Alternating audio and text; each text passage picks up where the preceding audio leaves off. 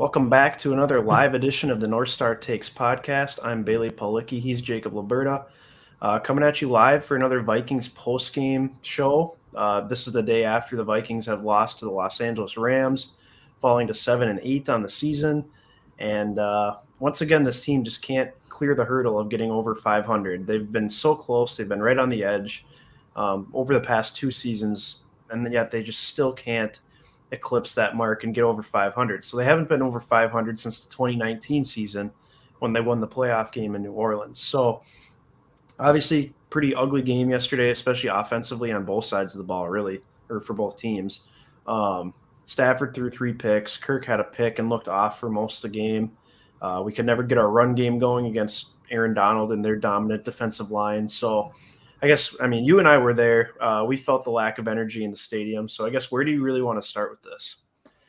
Yeah, it's hard to say something different this week than it's been in all the other losses this season because it's the same old reoccurring themes as to why this team doesn't get over the hump of being above 500, which is just ridiculous. Like that should just be a baseline standard, and then we make it look so hard to get there.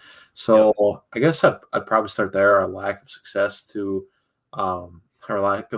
in games when they really matter, when we're all the cards are on the table, we really have a chance to move up in the standings. We just don't. I looked it up last night after we ended up losing that game, and we always talk about like this team's inability to get above 500. And it's like since the beginning of 2020, if you count the season openers, when technically it is a game to get over 500 because you'd start 1-0, we're actually 0-6 since the beginning of 2020 in games where we could get above 500. That's just unacceptable. So we've never been to over 500 since 2019, and we've had plenty of chances to get there, but we just don't do it. I mean, obviously last year was slightly different because we started 1-5, so we were really behind the 8 ball. But of course, in all these games where that everybody takes their eye off the Vikings, and you got people, for instance, or players like Kirk, who then all the pressure's off. Nobody's really paying attention, so it's okay. He'll put up his empty 315 passing yards like he did yesterday, and everything will be fine. But then once it really matters, like for instance after that big Packer win, I mean, what has he done since? Because we went to San Francisco after that, he was abysmal. We went to Detroit after that, more of the same. And then we win a couple ugly games against the Steelers and the Bears, which I think that had more to do with how bad those other teams were than we were playing well. So that was not good for Kirk those nights either. And I think it was blindingly obvious playing in that game yesterday. I think that's where it probably start too with not being able to get above 500 is our 500 quarterback, Kirk Cousins, over his career in the NFL. So probably where I'd start, and I got a big gripe with him just because it's time and time again. I feel like too many people out there are fooled, and it kind of drives me nuts. I think there's more and more people coming to our side of this, Bailey, where it's like we're anti-Kirk and just anti this group of guys we got in there, coaching staff, the whole gambit. I mean, it's unacceptable to be this mediocre for this long. So I think it's time for something new, and I could go on and on about how much I don't like Kirk, but I'm glad everybody else is coming around to it too. Yeah, and like I've said before, I mean, Kirk Cousins is a good quarterback, but he's not good enough to bring us to the next level. And no, he's not a winner. If this season hasn't proven it, I don't know what else has. Sure, he put up 315 yards yesterday. But probably most backdoor thing ever, though. Probably 150 of those were in the fourth quarter when the Rams let us drive right down the field when they were up 2 scores. Yes. So, I mean, I don't know. I think this is kind of a conundrum between all Vikings fans. You see it all over Vikings Twitter as well.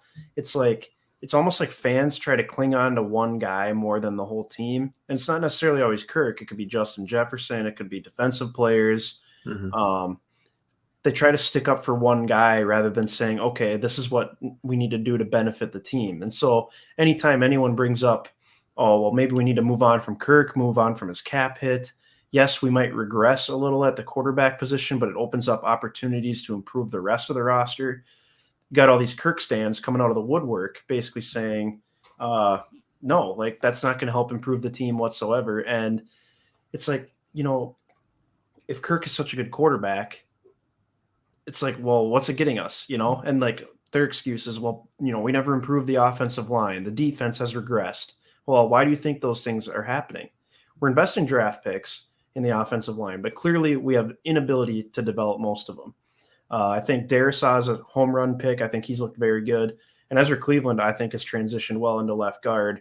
Obviously, Brian O'Neill's a stud, but with Bradbury, with Oli Udo, they've been just messing with him, moving him all over the place, not really giving him a fair shot because I think he's truly like a left tackle.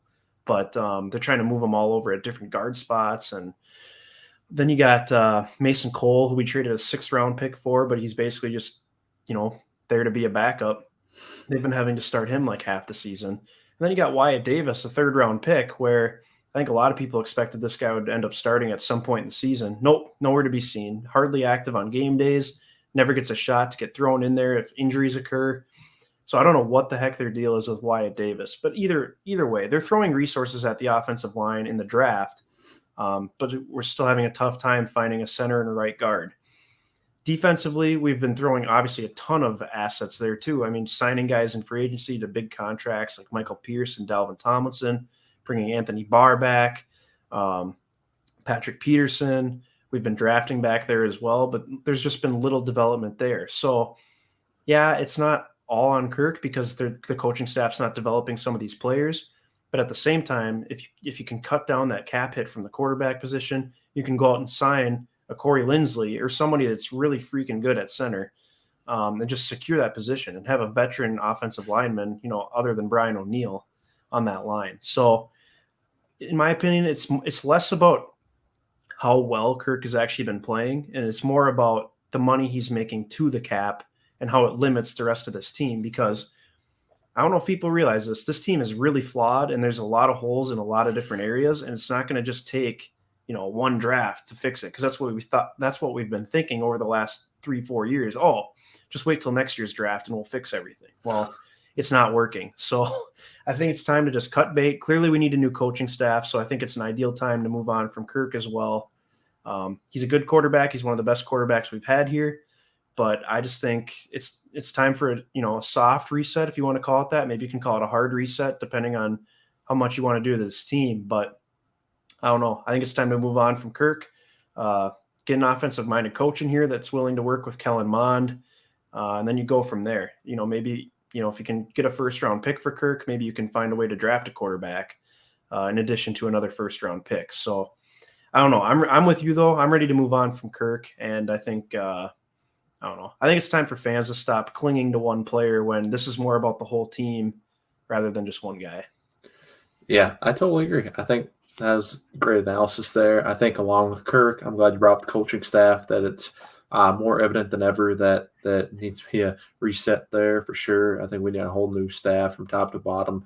And I think I don't really know anybody out there. I mean, comment on the stream if you really feel like you're still behind Zim at this point, or his guys, his assistants, because I truthfully, I don't know anybody who is at this point and who doesn't want a new head coach next year. So yeah, I think he's as good as done. And then we just got done ripping on Kirk there, because like we said, there's some it's a very layered problem with him, that it's not more about what you get up front, like what the cover of Kirk is that you see, but like whether that be the stats or something, like how well he actually plays. So it's more beyond that, like you said, the cap implications of that, as well as like what you could potentially get on return if you were to trade him, like you said, with a 1st-round pick. That could really help your team out a lot, because I think he could be worth that on the trade market this offseason. Yep. So I think there's a lot to be desired there, and a lot to think about. So kind of piecing those two together, between Kirk's contract situation, the whole thing, along with our coaching staff,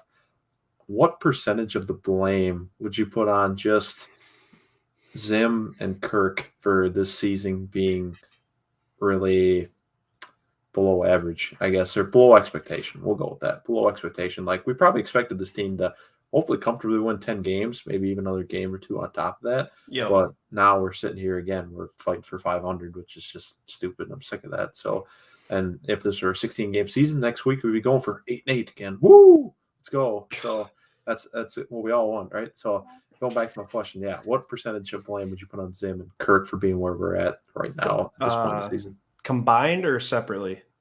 You could do separately, and then obviously we can just combine them. I'm curious. Yeah, I'd say 60% on Zimmer. Okay. 30% on Cousins, and then the other 10% would be just, outside circumstances. Daniil Hunter getting hurt, Everson Griffin having an episode. What else you want to say? Dalvin Cook missed a few games. Then he came up. There was some off the field stuff with him. Thielen's been hurt the last few weeks. So, obviously they haven't had the best injury luck in the world, but I mean, this team did not get off to a good start the way it was. So I think we started 1-3. Yep. Yes, So I mean, you can't start 1-3, back-to-back seasons. You can't do that and expect to make the playoffs, even if there's an extra game. I think teams that start 0-2 or 1-3 or whatever it is, there's a really low percentage of those teams that have made the playoffs in NFL history. Mm-hmm. And I think it's on Zim. I mean, basically nothing changed from last year, even though the roster appeared to be much improved with getting Pierce back, adding Dalvin Tomlinson, kind of beefing up the secondary after having a bunch of young corners last year. Offensive line clearly improved with, Darisaw in there. Cleveland solidified himself as a guard. We were hoping to see more out of Garrett Bradbury. Clearly that's not going to happen at this point in his career. So I don't know. And then KJ Osborne's emerged too as a nice wide receiver 3. So on paper, really, this team is better than last year. But at the same time, there's just been no tangible improvement. There's been no improvement to the record. There's been no improvement against teams with winning records. I mean, you see it. This team folds every single time they have to play a good team, unless, the only really good game I think we've played this year is against the Packers at home. And basically the offense had to win us that game because the defense got absolutely torched by Rodgers. So I don't know. I think that's really the only impressive win that's, left me thinking any positive thoughts about this team being competitive in a playoff environment. But yeah, I think the bulk of the blame's got to be on Zim, just because I don't think he gets these guys prepared or fired up anymore. I think we saw yesterday he led the pregame huddle. Usually like a player will do that, but he was leading the pregame huddle, and then the team just comes out flat. Like, I don't know, man. I don't think that's a good look. Obviously, Anthony Barr commented on it after the game too, but the stadium was pretty dead. I mean, we could kind of sense that when we were in there. There was some boos, but the boos weren't that loud. The cheers weren't super loud either, like when we scored. So I think fans are at the point where it is what it is with this team, and they're bored with it. Exactly. They know what they're going to get. They know this team is going to be around 500, maybe be a wild card, and then lose in the first round. Like, who cares about that? So I'm going to put it on Zim, mostly on Zim, and that's why he needs to go. But kind of to focus on Kirk, I think 30% of it goes to Kirk just because he's not a leader in any shape or form. You can say what you want about the whole vaccine thing going back to, training camp, but obviously that was a huge distraction to start the season, and it caused a rift between him and Zimmer. No matter who you want to blame on that, that was kind of the starting point of this whole thing going downhill, was those two were not getting along. And then it comes out, oh, Zim and Kirk are meeting once a week to watch film, and it's like, you guys are just doing this, 4 seasons into your guys' relationship. It's a charade. It is. And so it's like, I mean, whether you want to put that on Kirk or Zim, whatever, it doesn't matter. But, Kirk, he's probably playing some of the best football of his career this season. But, like yesterday, he's got 27 of 38, 315 yards, which most of it came in the fourth quarter. He's got all these nice numbers. QBR, 36.4 on a scale of 0 to 100. So that tells you all you need to know in terms of Kirk contributing to winning. So I don't know. He's good, but he doesn't step up and elevate his game when moments get tough. When things are going wrong, he doesn't calm everyone down and rally the troops. It's just, if it's a rocky ride, it's going to continue to be a rocky ride, because you saw in that Bears game, he threw the pick, he got rocked, he got flustered, and we just basically stopped throwing the ball. So that's not good enough for me for paying a quarterback what's going to be $45 million to the salary cap next season. So I expect more from him. He's 32, 33 years old. He's a veteran. He's, on the back half of his career. I expect more from him. And that's why I'm just kind of ready to move on. Because some of the stuff, if we're 7-8 and we're a young up and coming team, I can understand it. There's excitement there. We're building something. But we're an old veteran team with veteran players that are at, all the key spots basically. And this team is 7-8 and it's going nowhere. And so that's the main issue I have. So I guess what percentage would you give Zim and Cousins each? Yeah, I think you brought up a lot of great points. I think I'm right around the same ballpark with you there. I like Zimmer being at 60% because I think he is the majority for this because there's a lot of problems that uh, really evolved from him being the top dog on this coaching staff. So from it being his game management being poor sometimes and picking a guy like Clint, your offensive coordinator, who clearly struggles play calling and our offense goes into these cold spells for halves at a time, Yeah. that can kill you. So I think problems like that and other little ones too that you could bring up, I think all that contributes to him being the majority factor. But I also like adding a nice 30%, about a third of it being on Kirk, just because like you said, on you exactly said, when times get tough, that's the biggest thing. That's the key here is elevating our team in times of adversity. He just doesn't do that. So when things are good, they're great. Like this guy's just gonna hum. He'll stand back there and pick you apart as a defense if he's got all the day or all the time of the day in the world to just sit back there and throw the ball all over the yard. But Yeah. the thing is, when things get tough and the offensive line doesn't necessarily hold up, especially against good D lines like we played against with the Rams, then he's got to rise above the circumstances a little bit. Obviously, he's not going to make a play every time, but he's got to be able to make enough to give us a chance at the end. And clearly, we didn't do that yesterday, among other things. Just that's just one example. So I think that's a fair percentage. And then 10%, yeah, just other miscellaneous contributing factors, like you said, a couple injuries here and there, and just I don't know. I think other I'd say it's partially on Rick for signing some of these guys that um, into a scheme. I guess that it just doesn't feel like it works. Like it kind of Yeah. baffles me that, for instance, our on defense, I'd say our biggest weakness this year. It's kind of weird because you'd think it'd be like the corners, just because of all the uncertainty there with cutting Bashad and he was having a bad season. Then we got guys like Chris Boyd getting snaps who it clearly isn't Yeah. very good, but we have all that going on, but I think our biggest hole is our run defense because Sony Michelle was running for 5 yards a pop yesterday, at least almost every time it felt like. Yeah. So that was bad, and that's not just a one off thing either. That's happened many times this year, and we have two nose tackles right there in the middle. So it's like, how is this happening right now? Like you think our run D should be able to be a pretty stout, surefire thing coming into the year, but it just hasn't been. So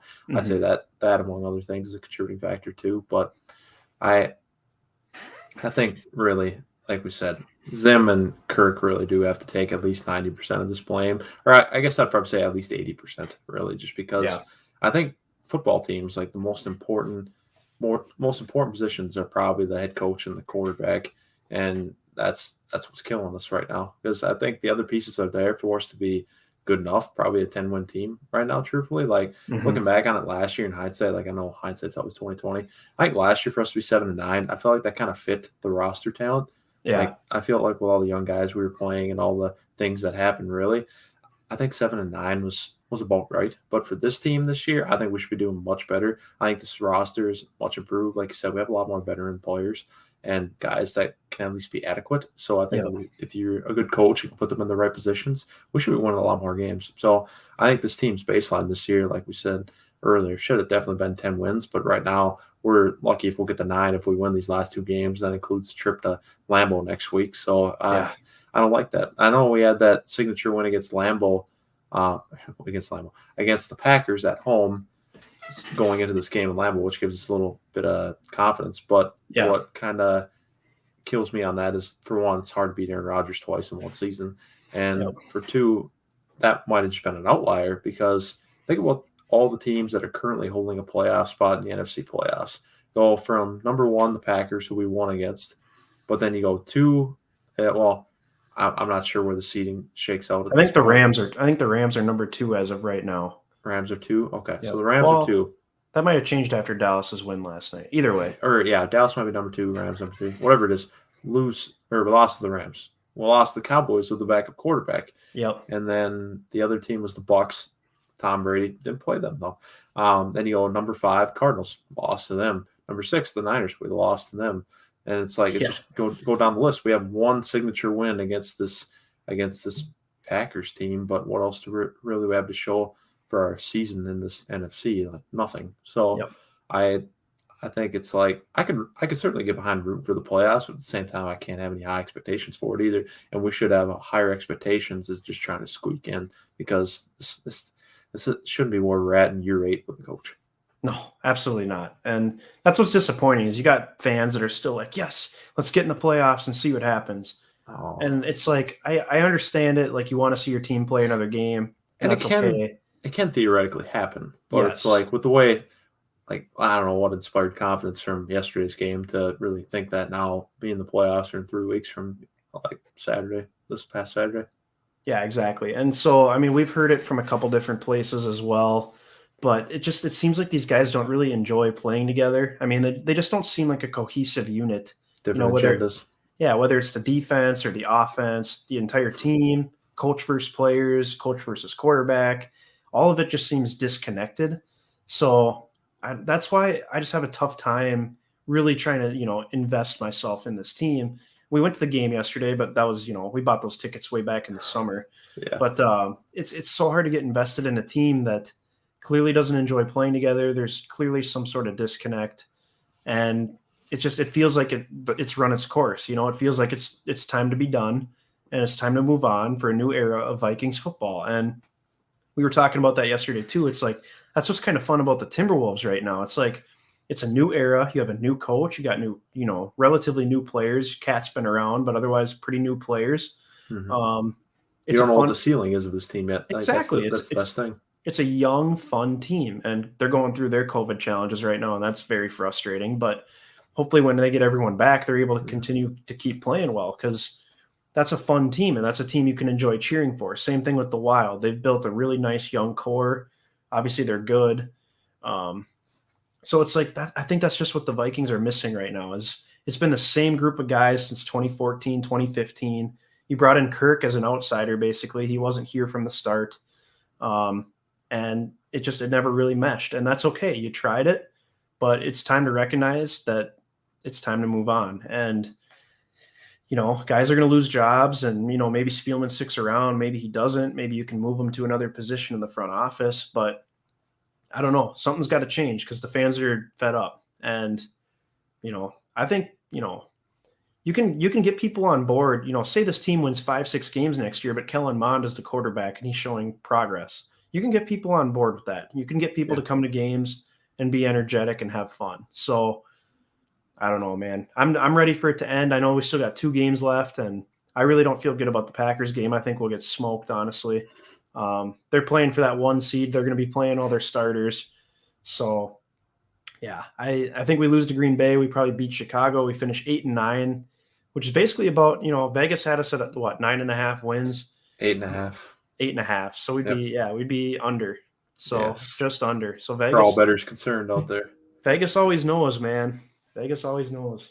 I know that's ridiculous. And going back real quick to that point you brought up about a season hypothetically with Mond as the quarterback winning 6 games, that wouldn't feel more fun than this team winning 8 games, just because you feel like you're building something. It's just that unknown ceiling that you think you can hit. Where here, like you said, this whole group has run its course. We know what we are, and that's not a championship team. So now it's time to move on and see if we can shoot for the stars with some other group of guys, different coaching staff, whatever it might be.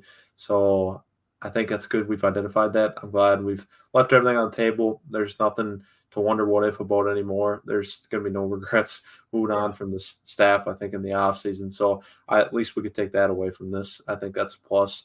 And I think there's certainly brighter days ahead. And I know it's always fear in the back of people's minds to turn into one of those disaster franchises like the Lions, for instance, or the Jets or something like that. But it's like we're not the Jets, we're not the Lions, we're not any disaster team you can really think of. We're a good organization, I think, with steady ownership. We got a front office that we'll see if they do anything with or not this offseason. Personally, at this very point in time, I'm okay with however that might go. Whether we move Yep. on from Rick, he gets reassigned within the organization just in some other role, and we get some new GM, or if they roll with him, I don't really care. Yep. I'm just really indifferent about that. But coaching staff is almost certain to go. I don't have any doubts about that. I don't have any worries that everybody and their dog can see that.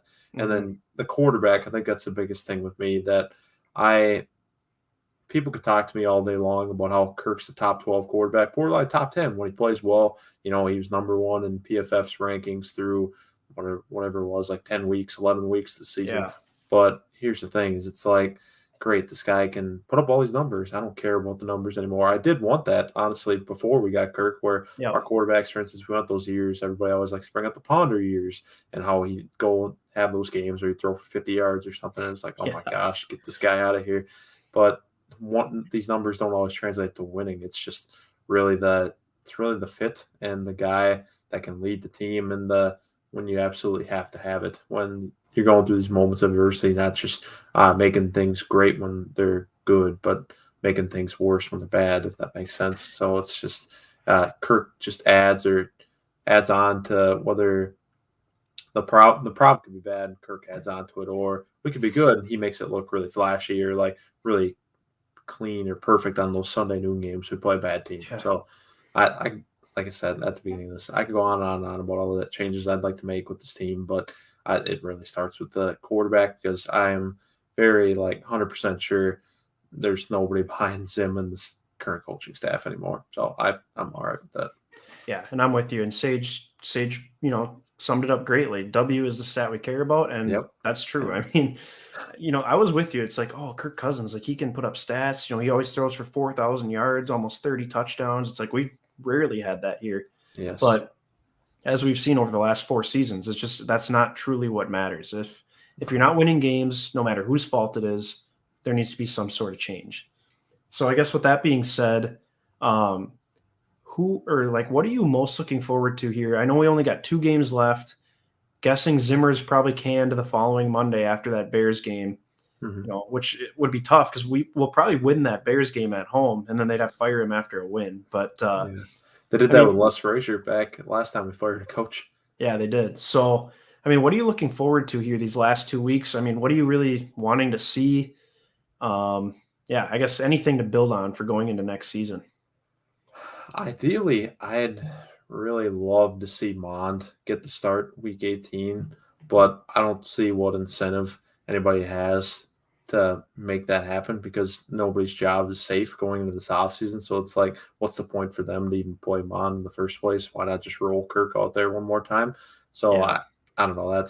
I like, there's a lot of things I would do differently these last couple weeks than the Vikings would with their season basically over at this point, unless you pull off a miraculous win in Green Bay next week. And then, like I said, you got to come out and win that game against Chicago at the end, too, which we haven't won yeah, at home against Matt Nagy, which is just stupid considering how bad of a coach he is. So if you win those two, even then, it's not even guaranteed you're in the playoffs. So then you have to have other games and results fall your way. So yeah.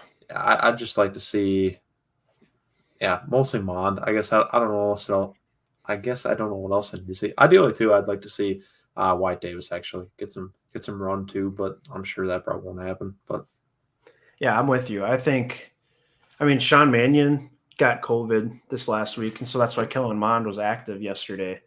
But it kind of makes you wonder if that's going to somehow get to Kirk because they claimed that Mannion's been isolated from everybody else, and so maybe he won't be spreading it. But it's like who knows how true that is? Dalvin got it, so it's like it feels like it's just closing in on Kirk almost here, and it's to the Yeah, point now where it wouldn't really matter if Kirk got it, but at the same time, if he did, and they played Mannion over Mond, I mean that would just be ludicrous. That'd be yeah. unbelievable. It'd be unacceptable, and it'd probably be the final nail in the Zimmer coffin. I mean, Oh my gosh, that'd be a great way to send him out on. because it's like you're not going to show anything you have from Kellen Mond here. Like, I mean, I guess Zimmer probably doesn't care because he knows he's not going to be back, so he doesn't care what Kellen Mond can do. Yeah, But I mean, for the rest of the fan base, and maybe even like Rick Spielman, I mean, we want to know. We want to know what we have in this guy because say we can trade Kirk for a first round pick or first round pick and some change. We want to know if we need to draft another guy. We want to know if we have to go acquire somebody in free agency, potentially do a swap maybe to get Russell Wilson. All these ideas that are on the table, but all of it kind of hinges upon Kellen Mond's development because he's a third round pick, so he's clearly a big unknown. Preseason we got to see a little bit of him. He didn't look fantastic, but I mean otherwise, yeah, he hasn't even been active on game days, so I think Kellen Mond really is the big one. It'd be nice to see him against that Bears team, maybe the last week of the season. I don't, Probably wouldn't be fair to him to see him against the Packers on Sunday Night Football at Lambeau Field. But I mean, I don't know. I want to know what we have in him. Wyatt Davis, same thing. It doesn't make sense to me why he's not playing, and I'm probably 95% confident that it's because he's not a zone blocking lineman. And but look at where that's getting you with Garrett Bradbury, Mason Cole, etc. Yeah, so we can throw a screen pass and Wong that Bradbury can't get out to block, and then he's just crushed in the backfield. Sweet. I've seen that a time or two beyond yesterday, too. Man, that was incredible. But Big Gritter here says, I don't think Kirk will be hard to trade this offseason. And this is another point I was going to bring up, too. Kirk's trade value probably has never been higher than it is right now. And never will be. I don't think he'll ever top a season like this. I don't have any visions of that happening, at least here anyway. So exactly. So I think, yeah, optimal time to trade him. Get absolutely whatever you can for him because, like we said, this team is spinning its wheels with him at quarterback. And yes, he may be better than the next guy we bring in, at least for the next couple of years. But it's okay. It's okay to go a little backwards at quarterback to go forwards in other spots. And maybe the team benefits as a whole. I mean, this team won 11 games with Teddy Bridgewater at quarterback. I think he only threw for like just over 3,000 yards, 14 touchdowns. Yeah. I mean, you had Adrian Peterson winning the rushing title. So you got Dalvin Cook, very good running back still. You basically didn't have very good receivers then either. We got good receivers now. No. Think back to that for a second. We had Diggs was a rookie. Diggs was a rookie. I'm pretty sure we still had Mike Wallace at that time. Yep. And then we had Charles Johnson. Yes. Yep. What a crew. I mean, you can't get any better than that. And now we got Jefferson Thielen, KJ Osborne. You mix in Irv Smith will be back healthy. Tyler Conklin. Like you got weapons on this offense. How good? Let's go down this path for a second. I know this is just this might just be a pointless conversation, but I'm curious now. I just saw this. You mentioned all these the lack of really star talent we had these skill positions just a few years ago. Mm-hmm. How many games we win with Kirk with a wide receiver core like that? Whew, that's a great question, honestly. I don't even think we're a 5-win team. Yeah, we might not be. Probably like a 6-win team. Yeah. I mean, because there were games where Teddy won games pretty much with his legs, like just being able to run and get a first down. I mean, That's Teddy was huge. a scrambler when he was with us. It's all these little things that, you just forget, but it's like huge plays that can keep a drive alive that turns into points. Where, like, for instance, yesterday, I don't know, I keep going back to yesterday's game, but it was like a microcosm of all the problems that we have.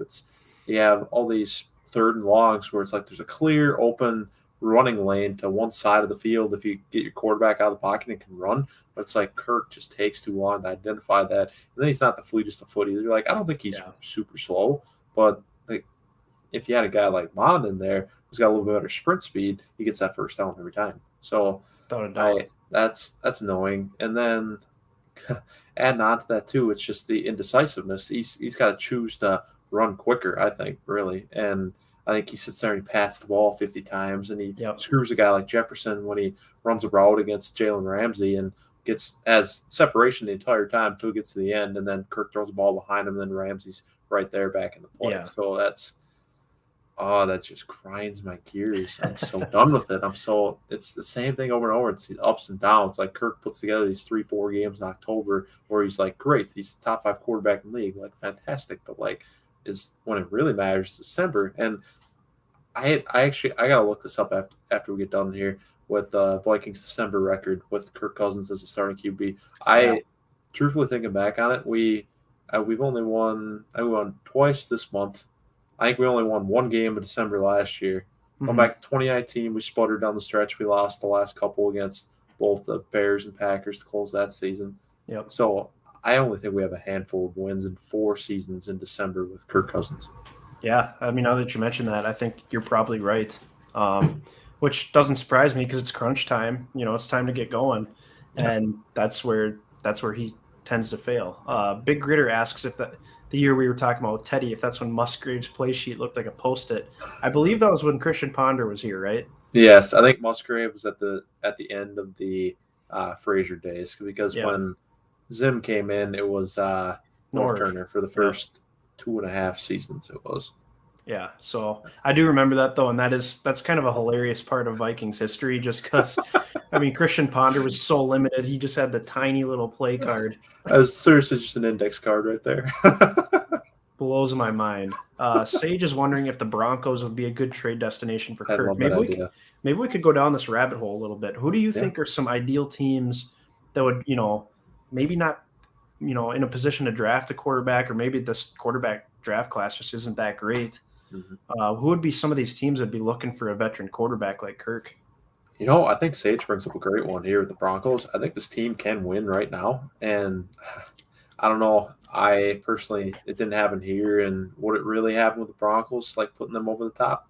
I don't know. Playing in a division with Mahomes kind of feels like the same thing as playing in a division with Rodgers, Yeah. but at the same time, like on paper, it looks great because the Broncos defense, like every time I've looked at a Broncos score in like the last 4 or 5 weeks, they're holding teams to like 13, 17 points or something. Yeah. It feels like every week. Like their defense is good, and they Hmm. just drafted a stud corner and Sertan to go along with all these other guys they got, like Bradley Chubb, for instance, and I don't know, Justin Simmons, good safety. So I don't know a ton about the Broncos, but whenever I see it, like point blank, their scores they're allowing are not high. So it's like they had a little bit of offense, even probably just slightly above average offense, which I think Kirk could be able to give to them. I think that could work there. I could Hmm. also entertain the idea of Kirk going to a team like the Steelers.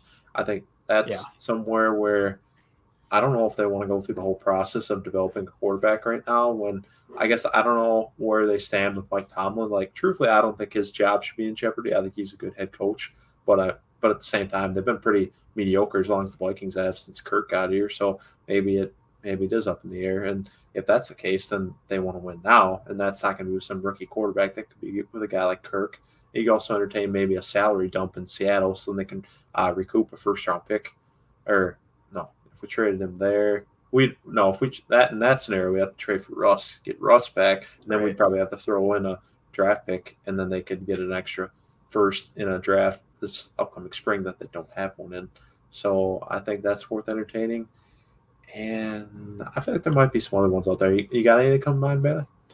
Yeah, I'm kind of coming up with the same ones as you. I think Broncos makes a lot of sense. There's familiarity there with George Payton. Oh yeah, good point. Um, Depends how much uh, Peyton really loved Kirk or not when they signed him back in yeah, 2018.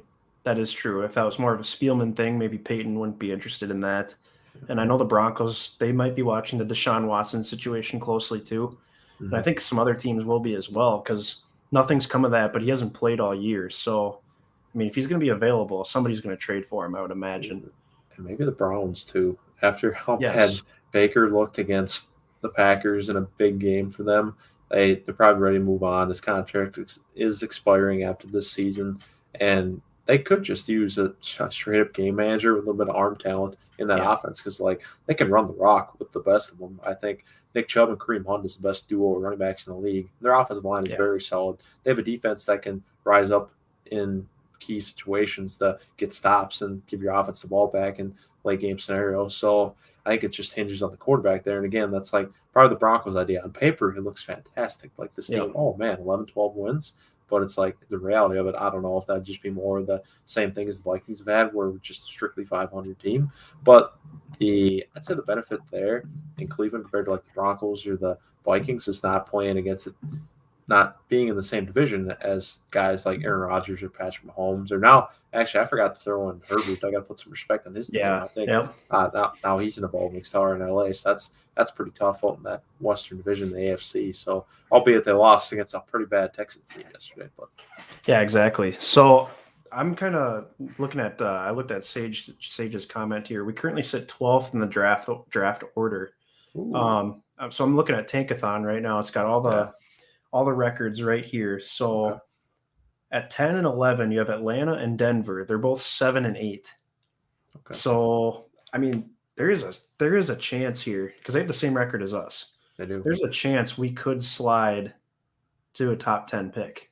And Let's look at, go. assuming we lose to the Packers, like, I know nobody cares about the draft picks, and it's like, oh, you're only going to move a couple positions, but it does matter. I mean, Yeah. last year we picked what, 14th, could have picked 12th if we lost to the Lions. Micah Parsons went number 12. Just a reference there. Yeah, and didn't I think the 49ers originally were 12, weren't they? And then they traded up to 3. Yes, you're right. You are Yeah, so correct. I think like I don't know, like that two spots can make a difference. Also, if you were trying to trade up to get Justin Fields, that's not as much you have to give up because you're a couple spots higher. Yeah, All you're the small spots. all these different scenarios that people just want to ignore because we want a meaningless game in Detroit.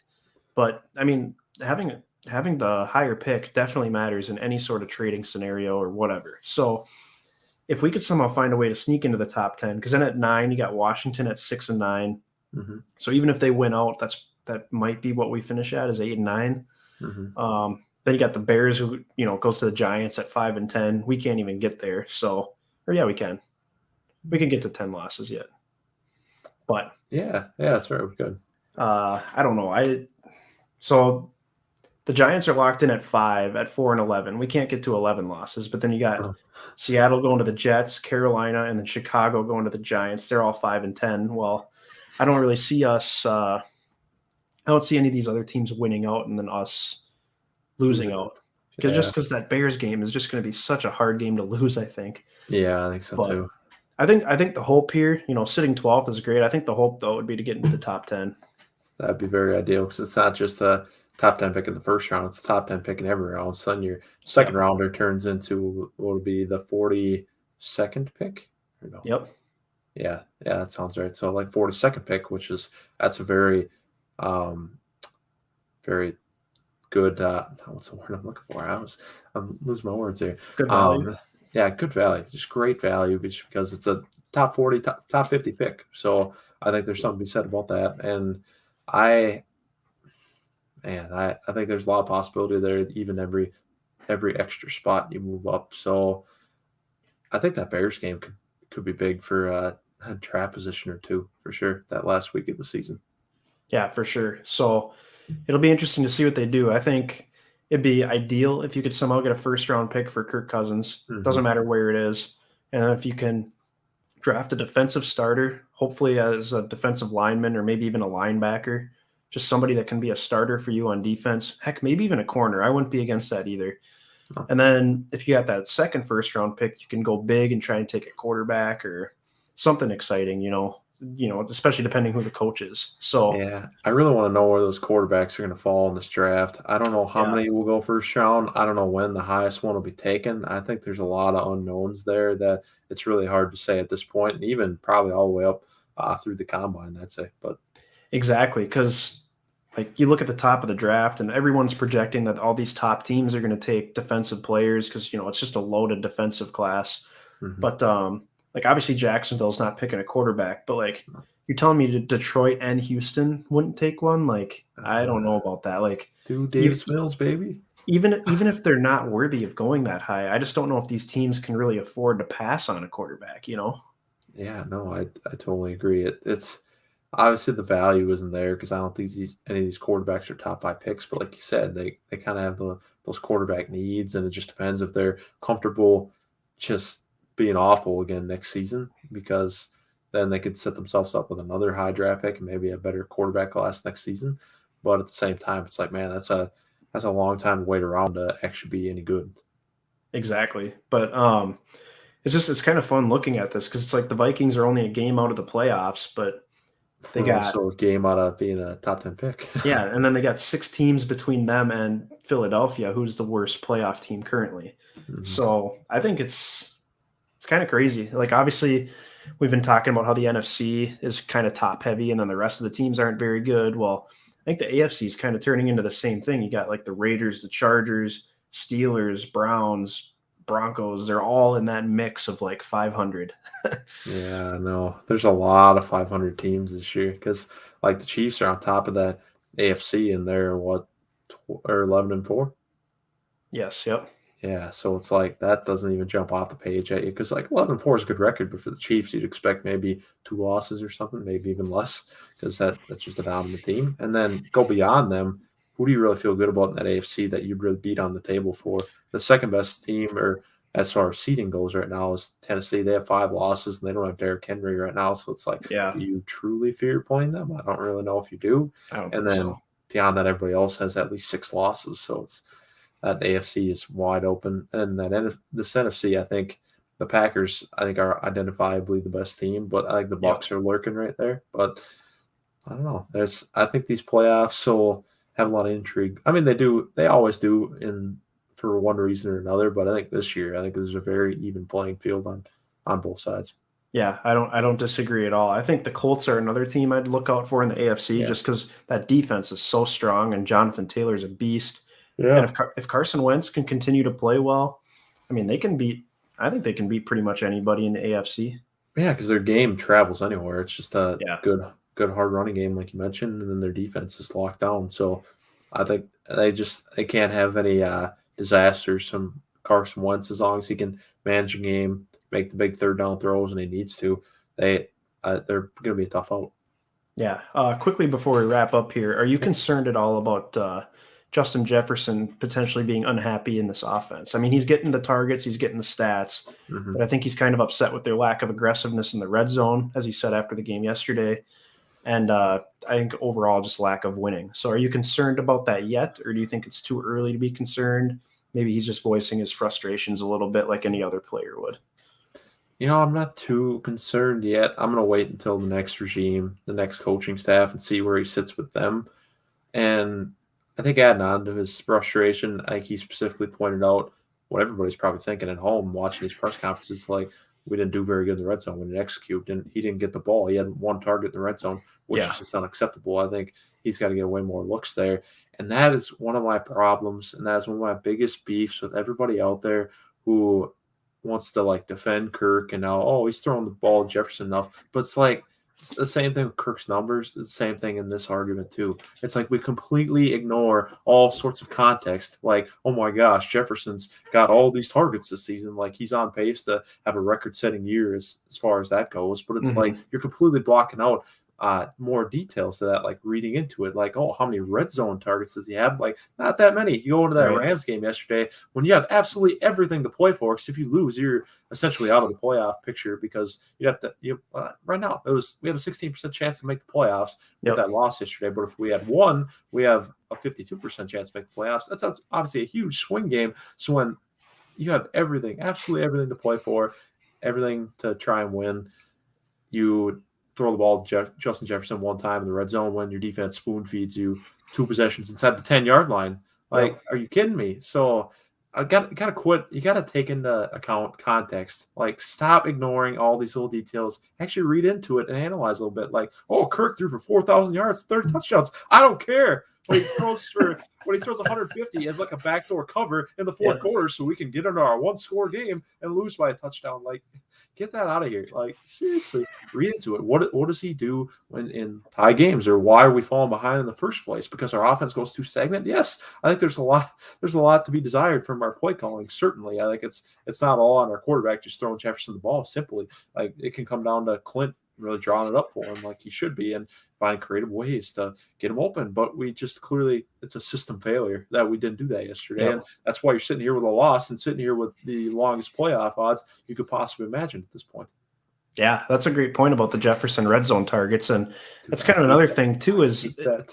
Kirk is like always looking for Thielen in the red zone, which is great because Thielen's great down there. But Yeah. it's like when Thielen's out, Kirk really freaking struggles. And that's been so obvious really since the Lions game, because I think Thielen got hurt early on in that game, Yes, didn't he he? did. And Yeah, he did. it's really been a struggle ever since then. So Yeah, Thielen is that Kirk's honestly, safety blanket.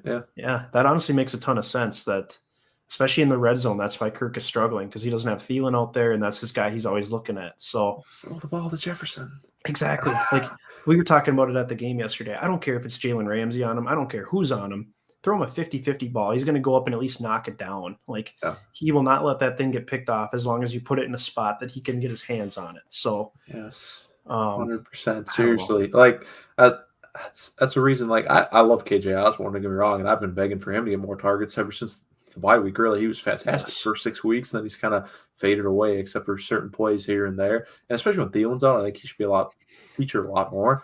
But Yeah. like yesterday, for instance, why couldn't you not draw up the same play for a guy like Jefferson, where you throw him a slant where it's not going to tip off his hands and fall into defenders, and we get picked off inside the red zone? Like, Right. Yeah, get Jefferson exactly. the ball. It's so frustrating. And some of that goes on Kubiak too, because I think you can design ways to get Jefferson the ball. Yes. True. rather than Exactly. just having Kirk read the coverage and dictate where the ball is going. But Yeah. I don't know. Clearly, there's some changes that need to be made. And just for the record, I'm not super worried about Jefferson yet, but it is Hmm. in the back of my mind just because of the I whole think Diggs thing and Randy Moss and, Percy Harvin even. yeah, Percy Harvin. So, Yeah, you certainly got to think about it.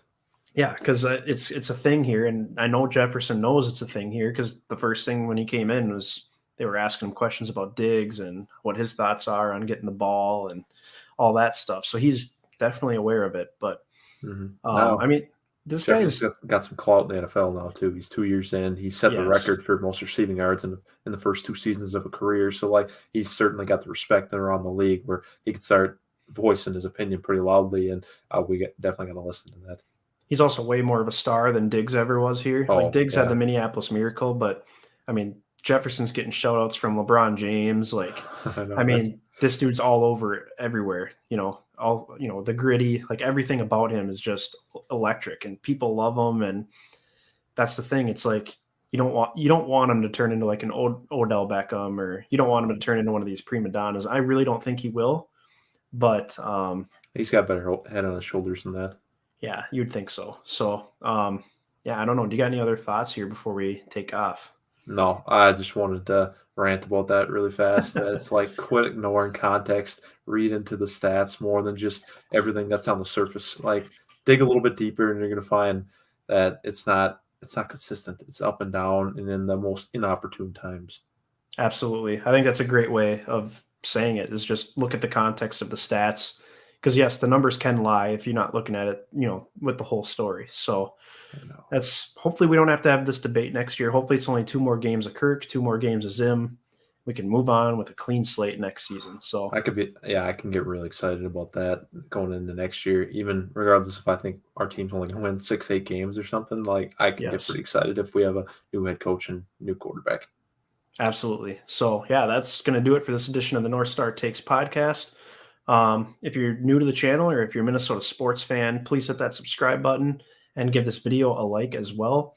Feel free to give us a follow on both Twitter and Instagram, and keep your eyes out for more Minnesota sports content. We'll be talking some Wolves and Wild this week, even though they've been having some COVID issues and haven't been playing a ton lately. But we'll get some videos out on those guys as well. And obviously, we'll keep talking Vikings here as the season goes on. So thanks for watching.